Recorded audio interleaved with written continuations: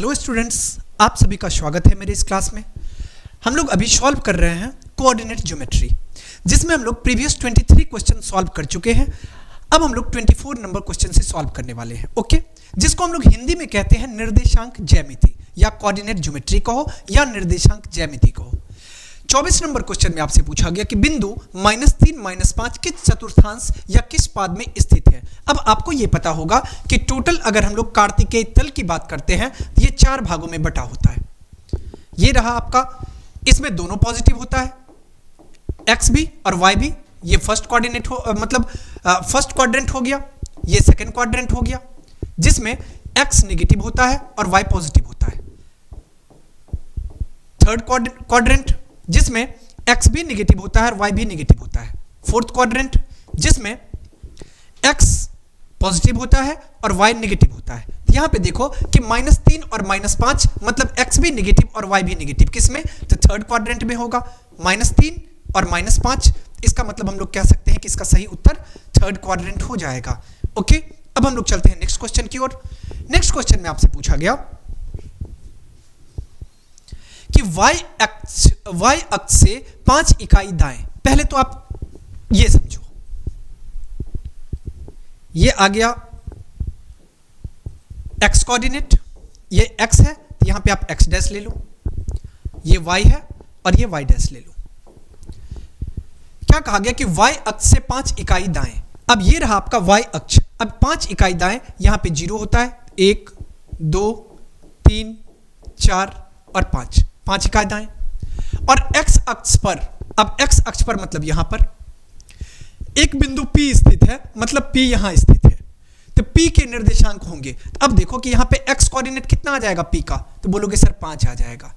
और y coordinate कितना होगा? 0 होगा। क्यों 0 होगा? क्योंकि x अक्ष पर ही स्थित है, तो यहां पे y कोऑर्डिनेट 0 आ जाएगा। ओके, तो 5 और 0, 5 0 कहां दिखाई दे रहा है? तो ये आपको विकल्प 1 में दिखाई दे रहा है। इसका मतलब 25 का सही उत्तर विकल्प 1 हो जाएगा। अब आगे बढ़ते हैं, अगला होगा क्वेश्चन नंबर 26। अगले क्वेश्चन में आपसे पूछा गया कि बिंदु P जिसका कोऑर्डिनेट दिया गया -6 8 की दूरी मूल बिंदु से है। अब मूल बिंदु किसको कहते हैं? तो आपको पता है कि जहां पे दोनों एक्सिस एक दूसरे को काटता है यही मूल बिंदु कहलाता है, और जिसका कोऑर्डिनेट क्या होता है? तो 0 और 0 होता है। तो मूल बिंदु से जब भी कभी दूरी पूछा जाए तो मूल बिंदु से दूरी का फॉर्मूला होता है √x² और +y²। ओके, अब देखो कि x यहां पे कितना है? -6 है, y कितना है? 8 है। इसका मतलब आप कह सकते हो कि x² कहने का मतलब -6 का स्क्वायर और y² कहने का मतलब 8 का स्क्वायर। अब इसको सॉल्व कर लो। -6 का स्क्वायर करेंगे 36 आएगा, 8 का स्क्वायर करेंगे 64 आएगा। ऐड कर लो, 6 4 10 का 0 कैरी 1, 6 3 9 1 10 मतलब √100 आ गया। और √100 को आप क्या कह सकते हो? 10 कह सकते हो। इसका मतलब 10 इकाई कहां दिया गया? विकल्प 4 में। तो 26 का सही उत्तर विकल्प 4 हो जाएगा। ओके, अब आगे बढ़ते हैं। अगला क्वेश्चन में आपसे पूछा गया 27 नंबर में कि P जिसका कोऑर्डिनेट -4 2 है और Q जिसका कोऑर्डिनेट 8 6 है को मिलाने वाली रेखाखंड के मध्य बिंदु के नियामक हैं। अब मध्य बिंदु के नियामक कौन है? नियामक कहने का मतलब x कोऑर्डिनेट और y कोऑर्डिनेट क्या होंगे? मध्य बिंदु के। अब समझो कि P सपोज करो कि यहां पे दिया गया, जिसका कोऑर्डिनेट कितना है? तो -4 और 2 है। इसके बाद Q जिसका कोऑर्डिनेट क्या है? 8 और 6 है। अब इसके मध्य बिंदु की बातें आ रही है, तो हम लोग सपोज करते हैं कि R इसका मध्य बिंदु है। R अगर इसका मध्य बिंदु हो गया तो यहां पे क्या होगा? तो इसी का नियामक पूछा जा रहा है। तो अगर हम इसके x कोऑर्डिनेट की बात करें, मध्य बिंदु के x कोऑर्डिनेट की बात करें, तो इसका फॉर्मूला क्या होता है? तो इसका फॉर्मूला होता है x1 + x2 और /2। ये रहा आपका x1 और ये रहा x2, ये रहा y1 और ये रहा y2। x1 + x2 कहने का मतलब x1 के जगह पे -4 है और x2 के जगह पे 8 है और बट्टा में आ जाएगा 2। 8 - 4 मतलब 4 और 4/2 कहने का मतलब 2 आ गया। इसके बाद आप y कोऑर्डिनेट पता कर लो। इसका फॉर्मूला क्या होता है? तो इसका फॉर्मूला होता है y1 + y2/2, y1 + y2/2। अब y1 के प्लेस पे कितना है? तो y1 2 है, y2 कितना है? 6 है। तो 2 + 6/2, 2 और 6 कितना आ जाएगा? 8/2, और 8/2 कहने का मतलब 2 एकम 2, 2 चौके 8, तो यहाँ पे 4 आ गया। तो x कोऑर्डिनेट कितना आ गया मध्य बिंदु का? 2 आ गया। y कोऑर्डिनेट 4 आ गया। यहाँ से आपको मध्य बिंदु का नियामक पूछा गया तो 2 और 4 होगा। ये कहाँ दिखाई दे रहा है? तो विकल्प 3 में, मतलब 27 का सही उत्तर विकल्प 3 हो जाएगा। अब आगे बढ़ते हैं हम लोग। अब देखो अगले क्वेश्चन में आपसे पूछा गया कि बिंदु 2√3 माइनस √2 किस पाद में स्थित है? देख करके आपको समझ जाना है कि x कोऑर्डिनेट क्या है? पॉजिटिव है। y कोऑर्डिनेट क्या है? नेगेटिव है। और x पॉजिटिव और y नेगेटिव किस कोऑर्डिनेट में आता है? अब बोलोगे सर ये तो फोर्थ क्वाड्रेंट में आता है। अब फोर्थ क्वाड्रेंट कहने का मतलब चतुर्थ पाद होता है, और चतुर्थ पाद कहां दिया गया? तो विकल्प डी में दिया गया। इसका मतलब कह सकते हैं कि 28 का सही उत्तर विकल्प डी हो जाएगा। अब आगे बढ़ते हैं हम लोग। अगला क्वेश्चन में आपसे पूछा गया कार्तीय तल में स्थित किसी बिंदु 3-4 के कोटि का मान क्या होगा? तो जो y कोऑर्डिनेट होता है उसी को हम लोग कोटि कहते हैं, मतलब y नियामक ही आपका कोटि कहलाता है।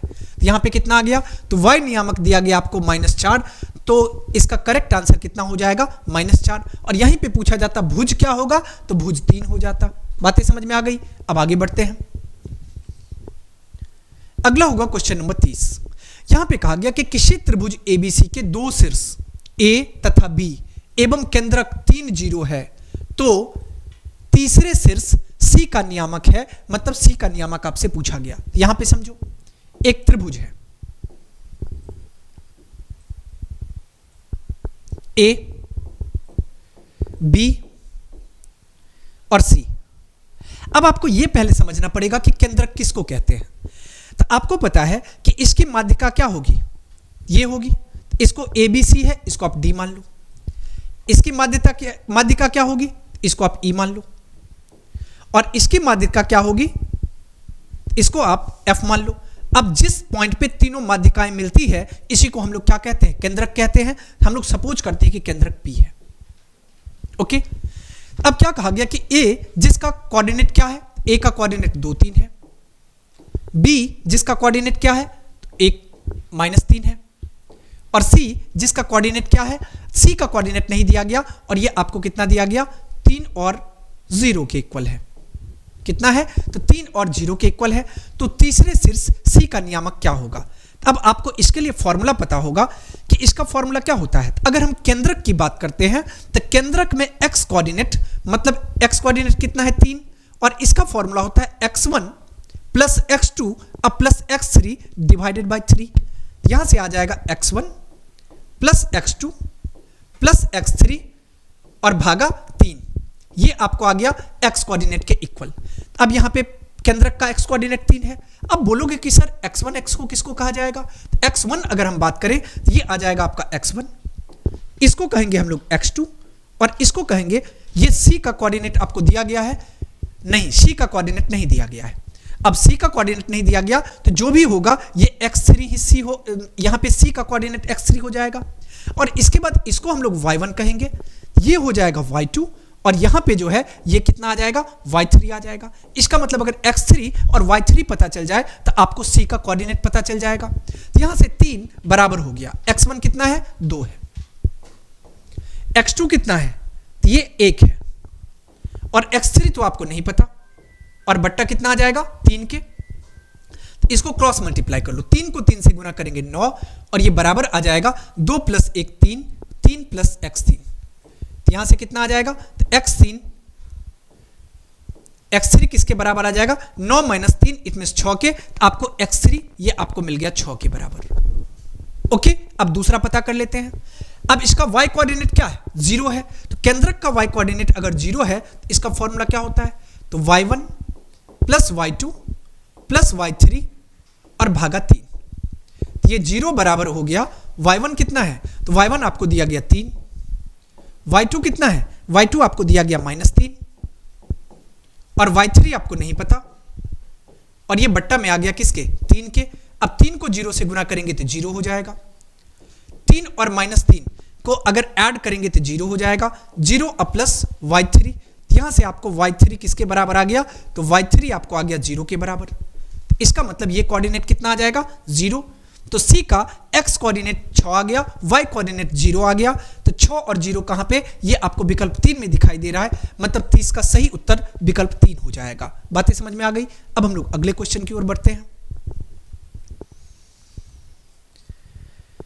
अगले क्वेश्चन में आपसे पूछा गया कि बिंदुओं -2, 3 और 4, 1 को मिलाने वाली रेखाखंड के मध्य बिंदु का नियामक है, मतलब आपको मध्य बिंदु का नियामक पूछ लिया गया। तो हम लोग सपोज करते हैं कि एक पॉइंट ए है और एक पॉइंट बी है, और इस दोनों को मिलाने वाली जो रेखा है इसका मध्य बिंदु जो है इसको सी मान लेते हैं। अब ए का कोऑर्डिनेट कितना है, तो -2, 3। बी का कोऑर्डिनेट कितना है, तो बी का एक्स कोऑर्डिनेट 4 है और वाई कोऑर्डिनेट 1 है। It's okay.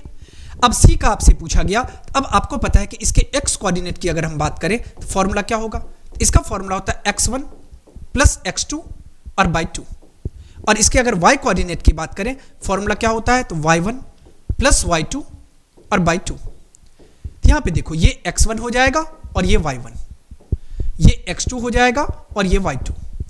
अब वैल्यू पुट कर लो बस, x1 के प्लेस पे -2 है और x2 के प्लेस पे कितना है, 4 है, और बट्टा कितना आ जाएगा, 2।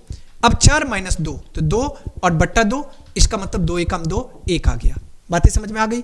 अब y1 के प्लेस पे 3 है, y2 के प्लेस पे 1 है, बट्टा 2, तो 3 + 1 कितना आ जाएगा, तो 4/2 कहने का मतलब 2 आ गया।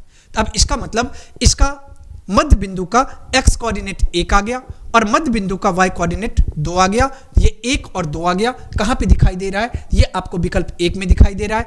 इसका मतलब 31 का सही उत्तर विकल्प 1 हो जाएगा। बातें समझ में आ गई। अब आगे बढ़ते हैं। अगला क्वेश्चन में आपको कहा गया कि बिंदु 4, 3 किस पाद में स्थित है। अब 4, 3 है, इसका मतलब इसका x कोऑर्डिनेट भी पॉजिटिव और y कोऑर्डिनेट भी पॉजिटिव। तो किस चतुर्थांश में या किस पाद में दोनों पॉजिटिव होता है, तो बोलोगे सर फर्स्ट क्वाड्रेंट में। तो यहां पे आपको सही उत्तर क्या हो जाएगा, तो प्रथम पाद।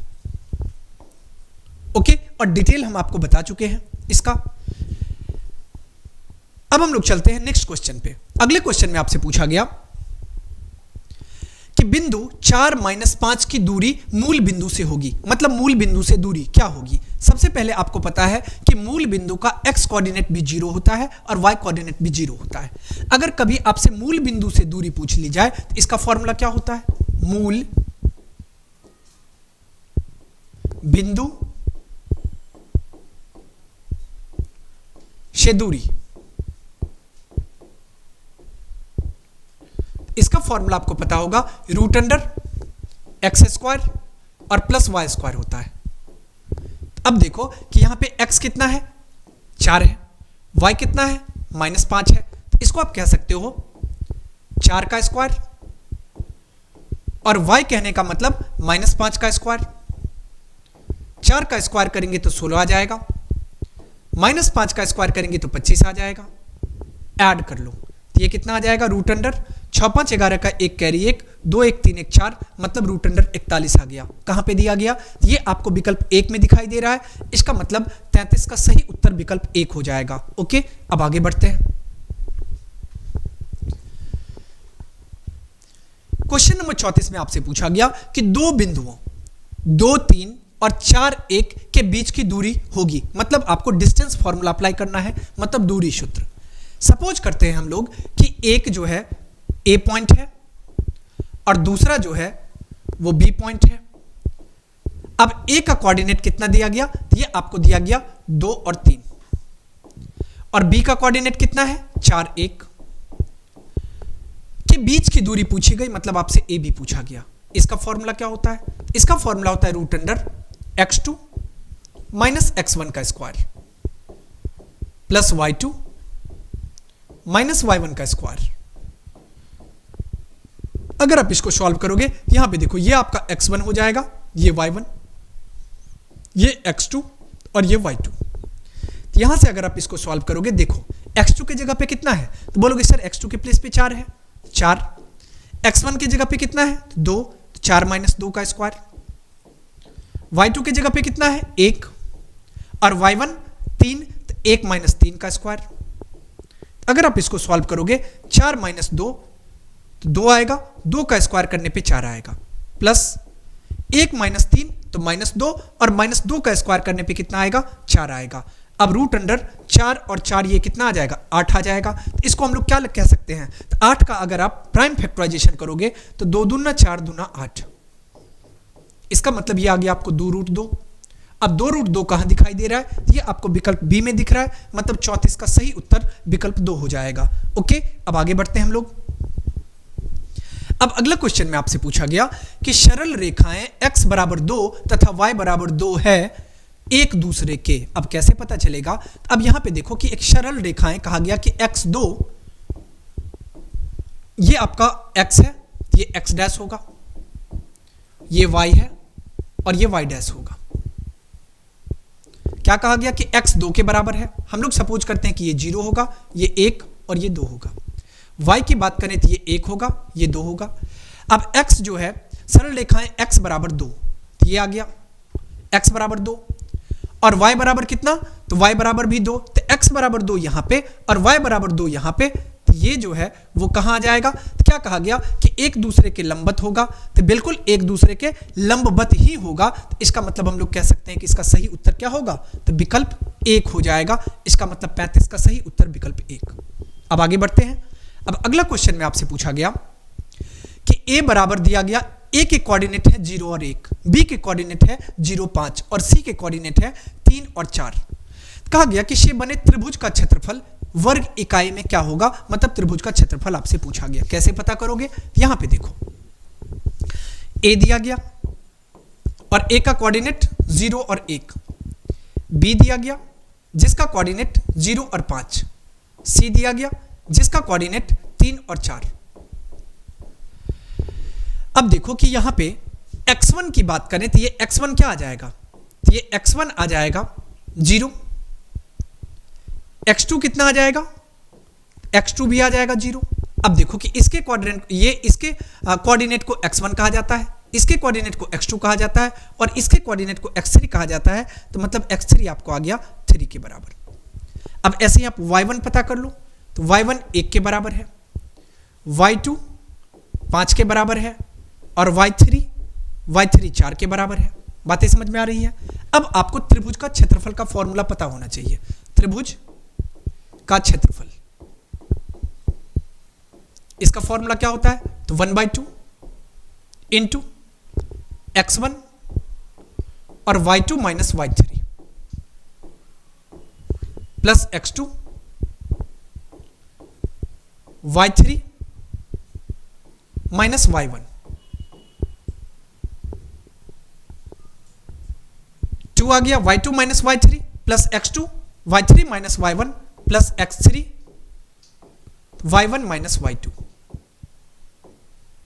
ओके, अब इसको क्लोज कर लो। अब वैल्यू यहां पे पुट कर लो। आप वैल्यू अगर हम लोग पुट करेंगे तो यह आ जाएगा 1/2 x1 की जगह पे कितना है 0 इंटू y2 की जगह पे कितना दिया गया 5 माइनस y3 की जगह पे 4, तो 5 और माइनस 4 का ये माइनस 4 आ जाएगा प्लस x2 की जगह पे 0, y3 की जगह पे 4 माइनस y1 की जगह पे दिया गया 1 प्लस x3 की जगह पे 3, y1 1, y2 5। इसको क्लोज कर लो। इसको हम लोग यहां से कह सकते हैं 1/2 गुने। अब देखो कि 0 से अगर किसी भी नंबर को मल्टीप्लाई करने पे 0 ही हो जाएगा, फिर 0 से किसी भी नंबर को मल्टीप्लाई करने पे 0 ही आ जाएगा। इसका मतलब यहां पे कितना आ जाएगा 1 माइनस 5 मतलब माइनस 4 और माइनस 4 को 3 से गुना करेंगे तो माइनस 12 आ जाएगा। कितना आ जाएगा माइनस 12, 2 एकम 2, 2 छक्के 12, तो यहां पे कितना आ जाएगा, तो ये आपको आ जाएगा माइनस 6। लेकिन आपको पता होना चाहिए कि कभी भी क्षेत्रफल नकारात्मक मतलब नेगेटिव नहीं हो सकता है, तो इसका मतलब इसका करेक्ट आंसर कितना आ जाएगा, तो ये आपको आ जाएगा 6 कहां पे दिया गया, तो ये आपको दिया गया है विकल्प 3 में। इसका मतलब 36 का सही उत्तर जो है वो विकल्प 3 हो जाएगा। ओके, अब हम लोग आगे बढ़ते हैं। अगला क्वेश्चन में आपको कहा गया कि त्रिभुज का क्षेत्रफल जिसके शीर्ष -4 0 0 3 तथा 0 0 हैं होंगे। अब त्रिभुज का क्षेत्रफल कहा गया। अब तो हम प्रीवियस क्वेश्चन में आपको डिटेल बता चुके हैं, यहां पे बस हम शॉर्ट में सॉल्व करेंगे। x1 ये रहा। क्या क्वेश्चन में पूछा गया कि त्रिभुज का क्षेत्रफल जिसके शीर्ष दिए गए हैं, तो हम लोग सपोज करते हैं कि ये कोई त्रिभुज है। त्रिभुज आ गया, इसको a मान लो, इसको b मान लो और इसको c मान लो। x कोऑर्डिनेट कितना है, तो -4 0, y कोऑर्डिनेट और इसका x कोऑर्डिनेट 0 है, y कोऑर्डिनेट 3 है। a और b मिल गया और c का सपोज करो कि 0 और 0 दिया गया और पूछा गया त्रिभुज का क्षेत्रफल। ये x1 आ गया, ये y1, ये x2 हो गया, ये y2 और ये x3 हो गया और ये y3। अब त्रिभुज का क्षेत्रफल, इसका फॉर्मूला आपको पता है 1/2 इंटू x1 इंटू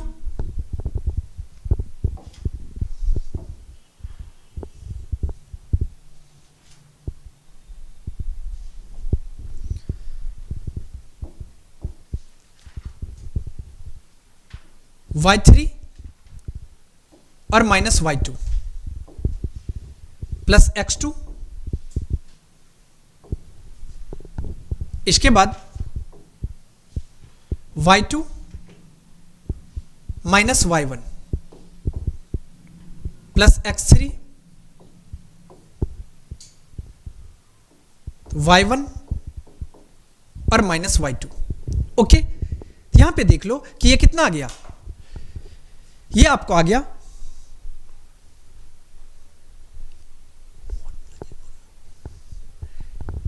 ये कितना आ गया, त्रिभुज का क्षेत्रफल आपका आ गया 1/2 x1 y3 minus y2 plus x2 y2 minus y1 plus x3 तो y1 माइनस y2। ओके, यहां से अगर इसको सॉल्व करेंगे तो ये कितना आ जाएगा, तो ये आपको आ जाएगा 1/2 और x1 की जगह पे कितना है -4 और y3 की जगह पे 0 और माइनस y2 की जगह पे 3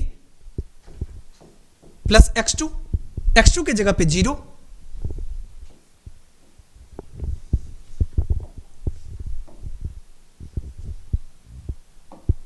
x2 की जगह पे कितना आ गया, तो ये 0 आ गया इंटू y2 माइनस y1, तो y2 की जगह पे कितना है, तो y2 की जगह पे आपको दिया गया 3 और y1 की जगह पे -1, तो ये आ जाएगा -4, तो माइनस माइनस +4 और प्लस आ गया x3। x3 कहने का मतलब ये आपको दिया गया कितना, तो ये आपको दिया गया 0 इंटू y1 माइनस y2, तो y1 की जगह पे 0 है और माइनस y2 की जगह पे 3 है। ओके,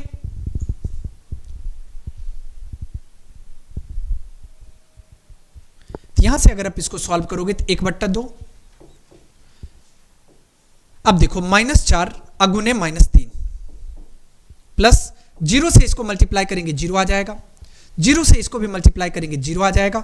इसका मतलब कितना आ जाएगा 1/2 इंटू -12, 2 एकम 2, 2 छक्के 12, तो यहां से कितना आ गया -6 आ गया। और आप कभी भी क्षेत्रफल नेगेटिव में नहीं लेते हो, तो ये कितना आ गया, तो ये 6 आ गया।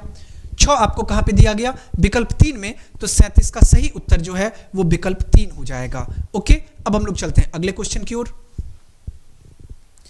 अगला क्वेश्चन में आपसे पूछा गया कि उस बिंदु का नियामक जो बिंदु 1 1 तथा 2 3 को जोड़ने वाली रेखाखंड को 2:3 के अनुपात में विभाजित करती है। अब यहां पे समझो इसको। सपोज करते हैं कि कोई बिंदु ए है, ये रहा बिंदु ए, और सपोज करते हैं कि कोई बिंदु बी है, ये रहा बिंदु बी, और ए बी को मिलाने वाली रेखा। ए का कोऑर्डिनेट कितना है, 1 1, बी का कोऑर्डिनेट कितना है, 2 3।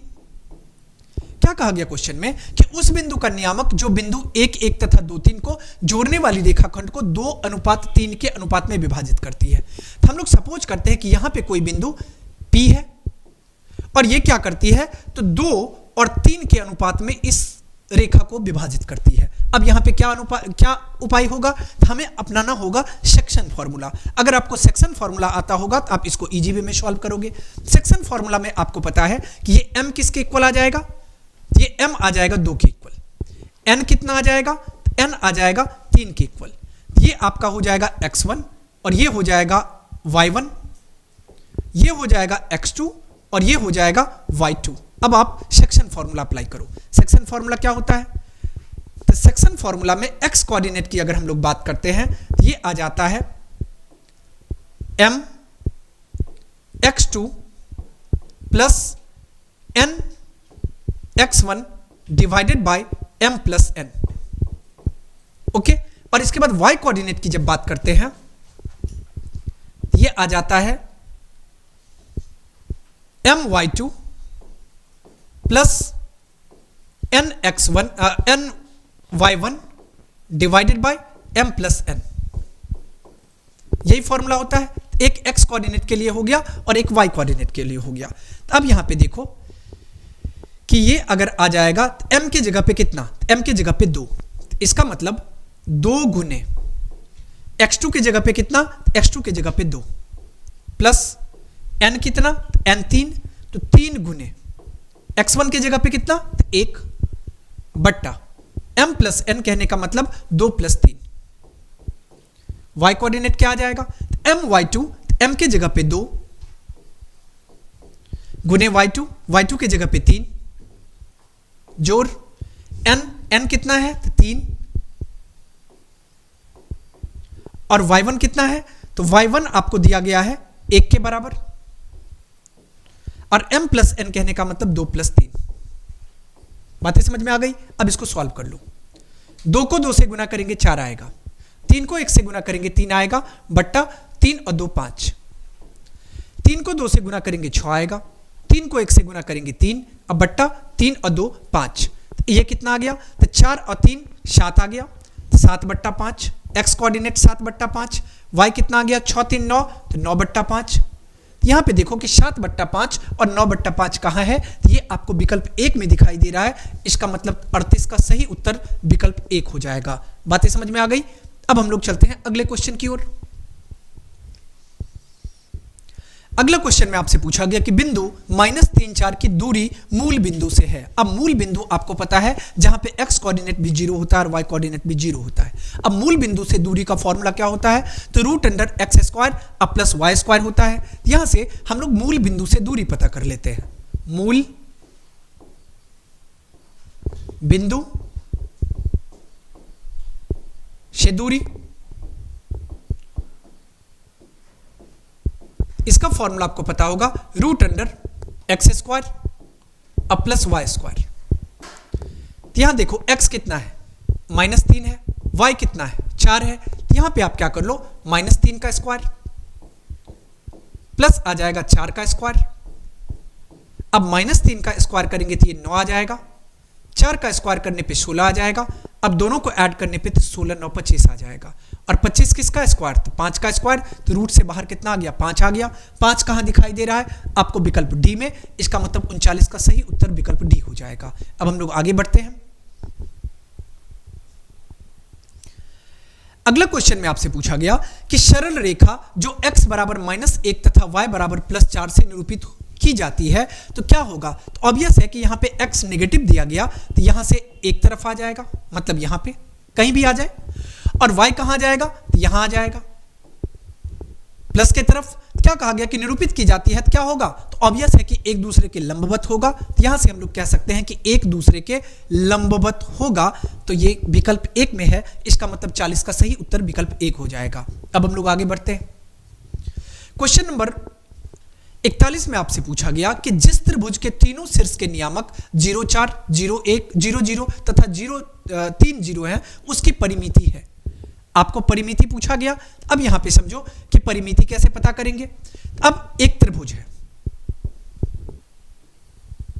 सपोज करते हैं कि इसका एक ए है, दूसरा शीर्ष बी है और तीसरा शीर्ष सी है। ए का कोऑर्डिनेट मान लो कि 0 4 दिया गया, बी का कोऑर्डिनेट 0 0 दिया गया, सी का कोऑर्डिनेट 3 0 दिया गया। अब इसको आप सॉल्व कर लो।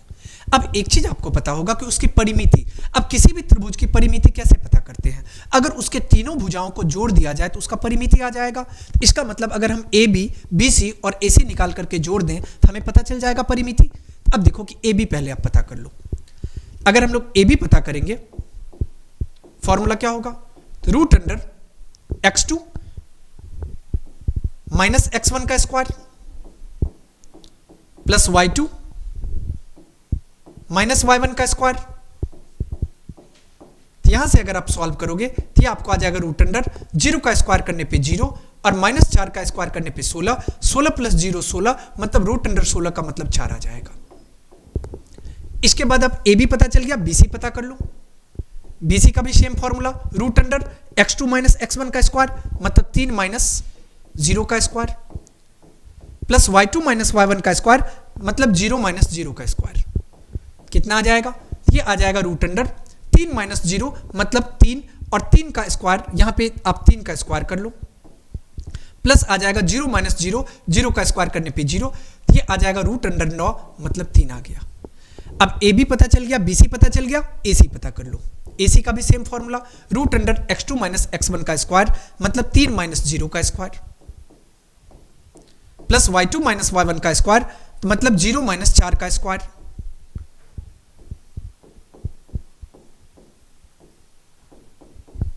कितना आ जाएगा? अब देखो 3 माइनस 0 करेंगे 3 आएगा, 3 का स्क्वायर करने पे 9 आएगा और 4 का स्क्वायर करने पे कितना आएगा? 16 आएगा। 16 9 25, तो रूट अंडर 25 आ गया, मतलब इसको आप 5 कह सकते हो। और पूछा क्या गया आपसे? परिमिति, तो परिमिति का मतलब क्या होगा? तो A B plus B C plus A C, यही तीनों दूरी परिमिति होगी। तो ए बी कितना है? 4, बी सी कितना है? 3 और ए सी कितना है? 5। ये कितना आ जाएगा? 4 3 7, 7 और 5 12 इकाई, तो 12 यूनिट क्या होगा? इसका करेक्ट आंसर हो जाएगा। ओके, इसका सही उत्तर हो गया विकल्प 3। अब हम लोग आगे बढ़ते हैं।